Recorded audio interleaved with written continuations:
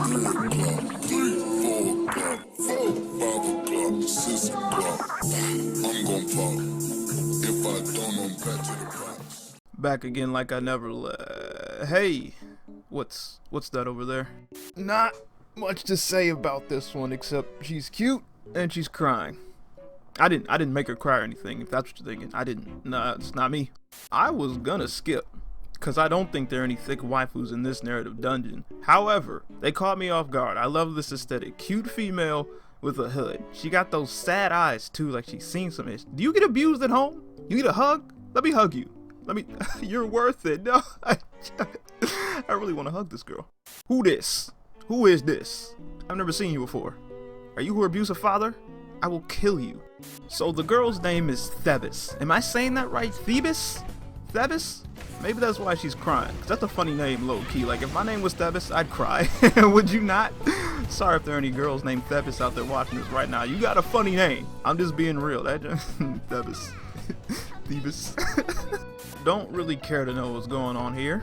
Those some thick tattoos. Those some sick tattoos though. Thick tattoos? What the hell?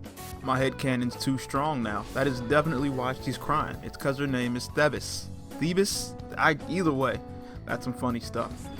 Ooh, she joined the squad. Did not even see it. Hold on. Manual. Yeah. Yeah, do that. I just want to see the drive crush.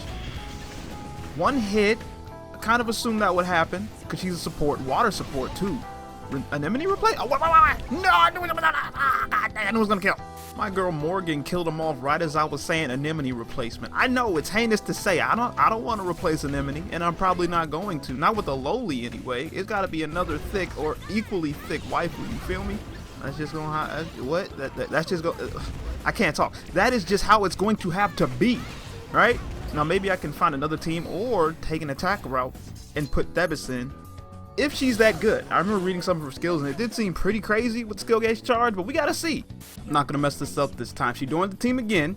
Alright. Oh, I was on full auto. Wait! Okay, now we slide. Bop, bop, bop. Gonna see that drive crush. Hold on. Healing. What's that? 90? No, I was looking at the wrong thing. What was that? That was HP. Word. Oh, wait. There it is. Bop. What we got? That purple kind of relaxing. Wait.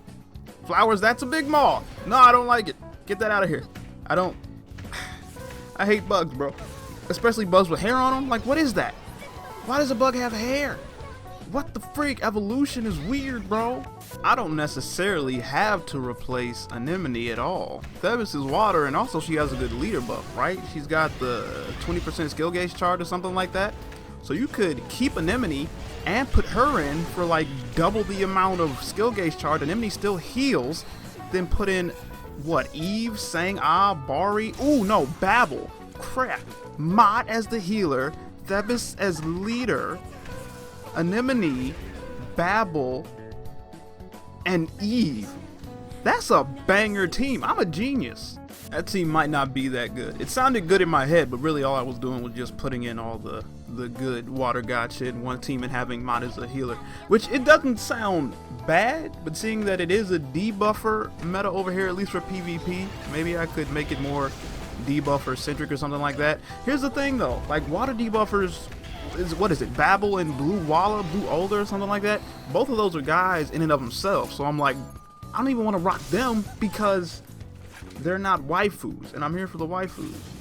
So I'm like, I probably wouldn't run it. I could run it because I do have Blue Walla and Babel, and I will have her eventually once we see what rotation we get her in, right? But I don't want to put guys in my team, only for like World Boss or something, right? Because then it doesn't matter. You just got to run what you got to run when you're doing the World Boss stuff. Just get the damage and get out. But for just my everyday team, I'm like, I just couldn't see myself running a team with guys. You feel me? That's just not why I'm here, right? So I have to figure it out. Ooh, we got Bridget for the leader. The leader? Is she the boss? No, this is Battle 7. We got Bridget. Is Bridget gonna be the boss though? How does Bridget come into this? I don't know. She's dead either way. This new unit is giving me a lot to think about though. I gotta look at her skills more specifically at the end though, so we do it. Myra's the boss? How does that work? Myra? Was she even in the story? I mean, I skipped a little bit, but I didn't think Myra'd be in it. What does she have to do with Thebis? I am confused, for lack of a better term. I love Myra, don't get me wrong. Myra's she's one of the thick ones in this game, and when you get her to S class, it's worth it, right? I think we've already done something on Myra. Yo, when she comes to global, that's gonna be sick. I don't know if they're gonna change any of her skills or anything like that, but I'm saying though, Myra she's thick, alright? I like Myra. Me and Myra cool. But for the boss, I don't, you know, I didn't know they were connected. I don't know if these bosses for these narrative dungeons, most of the time, I don't know. Because for the Lady Bathory one, it was, ooh, I see you with that drive crutch. But for the Lady Bathory video we just did yesterday, it was Sang-Ah. And I didn't see Sang-Ah pop up in the story at all. But you know, I skipped some parts here and there too, so I could have missed it. But I don't know if these bosses have, sometimes they do, sometimes they don't. Let me know in the comment section if you know this Korean story at all. What Myra has to do with this. I'm like, Myra? I was thinking the boss was either going to be Babel or Bridget, and I don't even know why Bridget. I was thinking more so Babel, because at least Babel's in the art for this narrative dungeon and things like that. But Bridget came out of nowhere, and Bridget strikes me as kind of evil, so I'm like, Bridget would make sense too, right? And she was in the 7th stage. But Myra? Really? We get her in the 3rd rotation. This first rotation, we get her spa skin. Is it animated? No, you can just click her. Sometimes they do live 2D animation, like for Mona's skin. Are we ever going to get the spa in the global version? That's another question. When are we getting spa for global version? Are we ever going to get it? Along with that Onyx update. Like, change the gold skill ups to Onyx, please. Also, why is Lady Bathory in global on like the 7th rotation? I don't even think she was on the 7th rotation on the Korean version. Or did they even have this rotation summon thing going on to get a copy of the gacha for the narrative dungeon when she came out on the Korean version? I don't know. I just know that she's on the 7th rotation, and we're getting this new, pretty powerful gacha on the 3rd in the Korean version, right? I want justice. Let's get the rundown for her skills really quick. Now, this is a Korean version, so when she gets moved to global, her skills will probably be changed. Not sure for better or for worse, but I do want to kind of get a better idea of what we may be able to get when she moves over to global. But I was able to say that time. So for the tap skill, we got 352 damage and 35% skill gauge charging speed for 8 seconds to 2 of the lowest buffed allies. And for PvP only, a 57.5% chance to fill charge gauge to 1 attacker ally. I think Sang-Ah on global version already has something like this, but it's just that, I think. I'm not sure, I could be wrong. It's something like that though, but that's not bad for the tap. 352 damage, and this is probably level 1. That's not even like level 6, level 10, whatever the freak, plus 6, you know what I mean? That's not fully enhanced, but that's not bad. 352 damage. 35% skill gauge charge speed for 8 seconds to 2 of the lowest. It's not the whole team. It's 2 of the lowest buffed allies. But again, that's not bad. That's not bad. Especially if your lowest buffed allies are still good allies. That's pretty solid. And then on top of that, in PvP, so she's meant to be used in PvP as well, you get an extra 57.5% chance to fill the gauge to an attacker ally. 1 attacker ally. Which, if your team only has 1 attacker, you're golden. Again, that's not bad. These skills will probably be changed for global, but I hope they keep some of that at least. Give us some of that godliness, you feel me? For the slide, we got 762 damage and 5.3, Jesus Christ, 53.5% skill gauge charging amount for 20 seconds. Sounding like Anemone a little bit too. We got a little Sang-Ah Anemone hybrid here.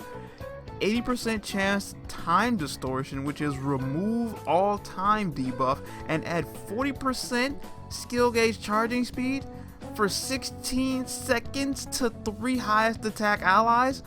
Oh my god, if they just let her come untouched vanilla like this to global, oh, and her leader skill's dope. Oh my goodness. And ooh, I don't know though. Well, we got to get the leader skill first. I'm getting excited. Drive Crush 1994. I don't know why I just can't say the number. 1,994 damage. Time Rewind. Remove all time buff. Minus 40% skill gauge charging speed for 12 seconds to 3 random enemies. And minus 2 sec slide skill cooldown to water type allies. Okay. So she's what? Slowing down the enemy while also slowing or speeding up the cooldown of allies? Okay. Leader skill, 20% skill gauge charge amount. In PvP plus 10% more. So in PvP she gives you 30% skill gauge charge amount, and without being in PvP it's 20%. That's not bad. I like it. Enhanced, like +6, she's probably god tier, and I think in this Korean version they made it so you can go above 6-star, you can enhance them even more. I'm not doing that. I don't know how to do it. I'm not looking forward to that change in the global version at all. Like, they could have just kept it simple, but whatever, it's the Korean version, I don't really care. She's a good support. She's like a Sang-Ah Anemone hybrid. Forgot to mention this. When I say 20% skill gauge charging amount, that's to all types regardless of attribute, right? And I don't know why they didn't do this on global. Like Sang-Ah in the Korean version gives you 12% charging speed to skill gauge for all types. At least that's what the translation said. So I never understood why in global it's just 12% skill gauge to water types. Like, take the water type off and just have it to where she's boosting everybody's skill gauge regardless of type, right? Because then that opens up more team combinations. That's when it really gets fun, but I don't know if we're ever going to get away from that.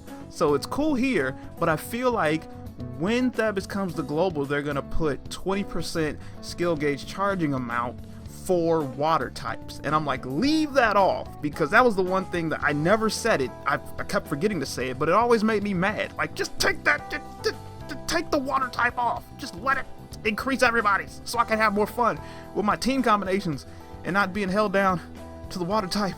You know what I mean? You know what I mean.